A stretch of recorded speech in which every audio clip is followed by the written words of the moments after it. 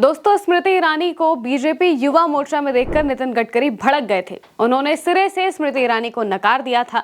और ये बात हम अपने मन से नहीं कह रहे, बल्कि खुद स्मृति ईरानी ने इस बात का जिक्र एक इंटरव्यू में किया है। यानी कि उन्होंने खुद बताया है कि आखिर नितिन गडकरी उन पर इतना क्यों भड़क गए थे। दरअसल स्मृति ईरानी एक्टिंग करियर में काफी एक्टिव हुआ करती थी और उसी एक्टिंग की वजह से उन्हें नितिन गडकरी की रोष का सामना करना पड़ गया था। कैसे, बताते हैं आपको। दरअसल स्मृति ईरानी आजकल अपने पॉलिटिकल करियर से एक्टिंग करियर में स्विच हो चुकी हैं। यानी कि वो वापस से अपने एक्टिंग की लाइन में आ रही हैं, क्योंकि सास भी कभी बहू का सीक्वल लेकर आ रही हैं, जिसमें स्मृति ईरानी फिर से दिखाई देंगी। और ऐसा माना जा रहा है कि जगह जगह वो इसी चीज़ का प्रमोशन कर रही हैं। इसी दौरान वो एक इंटरव्यू में पहुंची थी और इंटरव्यू में उनसे बीजेपी को लेकर सवाल पूछे गए और कहा गया कि क्या नितिन गडकरी आग पर भड़क गए थे। तो उन्होंने बताया कि हाँ, आखिर हुआ क्या था। हम भी आपको बताते हैं स्मृति ईरानी ने क्या बताया। दरअसल स्मृति ईरानी से जब इस बारे में पूछा गया तो उन्होंने बाकायदा इसको लेकर जवाब दिया कि आखिर नितिन गडकरी उन पर क्यों भड़के थे। वो कहती हैं कि उन्होंने मुझे बुढ़िया समझ लिया था। स्मृति ईरानी बताती हैं, मैं 2003 में युवा मोर्चा में उपाध्यक्ष बनी थी। उस समय युवा मोर्चा के दूसरे उपाध्यक्ष थे आज के महाराष्ट्र के मुख्यमंत्री देवेंद्र फडणवीस। परभनी से सुजीत सिंह ठाकुर मेरे अध्यक्ष थे और 2 महामंत्री थे जो आज महाराष्ट्र में MLC हैं। तो नितिन जी ने सबको बुलाया और कहा, तुम्हारा दिमाग खराब हो गया है, उस बूढ़ी औरत को तुमने युवा मोर्चा में पदाधिकारी बना दिया है। तो इन सबको जाकर नितिन जी को बोलना पड़ा कि वो पात्र है तुलसी का, जो कि 60 साल की है, ये स्मृति है जो कि 25 साल की है। तब नितिन ने कहा कि ठीक है, वरना युवा मोर्चा में 60 साल के लोग क्या कर रहे हैं। दरअसल स्मृति ईरानी उस वक्त सीरियल में काम करती थी, क्योंकि सास भी कभी बहू में उनका तुलसी का किरदार था, जो कि 60 साल की एक माँ का किरदार था। और नितिन गडकरी ने यही समझ लिया था कि स्मृति ईरानी असल में 60 साल की हैं। और जैसे ही उन्हें पता चला कि वो बीजेपी युवा मोर्चा की उपाध्यक्ष बन गई हैं, इस वजह से वो उन पर भड़क जाते हैं और कहते हैं कि उस बुढ़िया को तुमने कैसे युवा मोर्चा का अध्यक्ष बना दिया है। इसके बाद कई सारे लोगों को मिलकर उनके पास जाना पड़ता है और बताना पड़ता है कि भाई वो स्मृति ईरानी 25 साल की हैं, वो एक किरदार करती हैं जो कि 60 साल का है।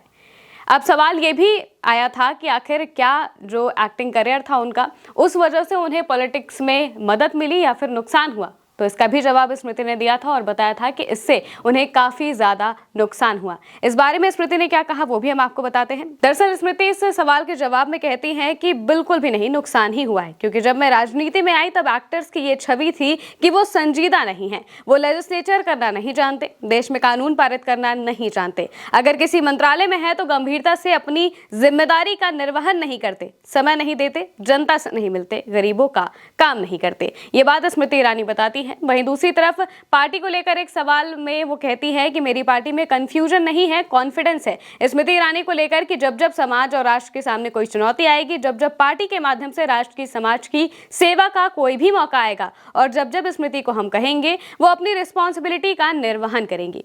दोस्तों, जब से 2024 का लोकसभा चुनाव हुआ है और स्मृति ईरानी को हार झेलनी पड़ी है, तब से ही वो लगभग 1 साल तक पूरी तरह से गायब ही हो चुकी थी। स्मृति ईरानी की कोई खबर सामने ही नहीं आती थी और अब जब वो लौटी हैं तो उन्होंने सीधा सीधा अपना करियर ही स्विच कर लिया है।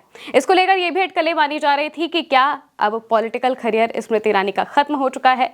इसके जवाब में स्मृति ईरानी ने कहा था कि 49 की उम्र में कौन रिटायर होता है, अभी मेरे पास बहुत टाइम बचा है।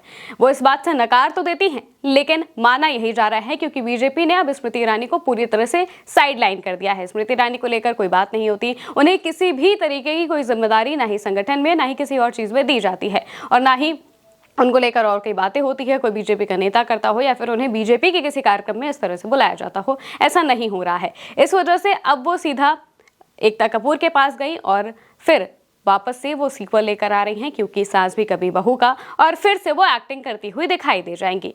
सवाल यही उठ रहे थे कि भाई पॉलिटिक्स से अब वो वापस से एक्टिंग में स्विच हो रही है। बहुत रेयर होता है कि अगर कोई भी एक्टर पॉलिटिक्स में जा चुका है और इतना लंबा समय उन्होंने पॉलिटिक्स में बिताया है, वो 3 बार MP बनी, कई सारे विभागों के उन्होंने काम संभाले हैं और एकदम से हार के बाद वो सीधा करियर ही स्विच कर जाती हैं। इससे माना जा रहा है कि अब आगे बीजेपी उन्हें अपने पाले में नहीं लेगी, यानी कि बीजेपी उन्हें कोई और मौका नहीं देगी।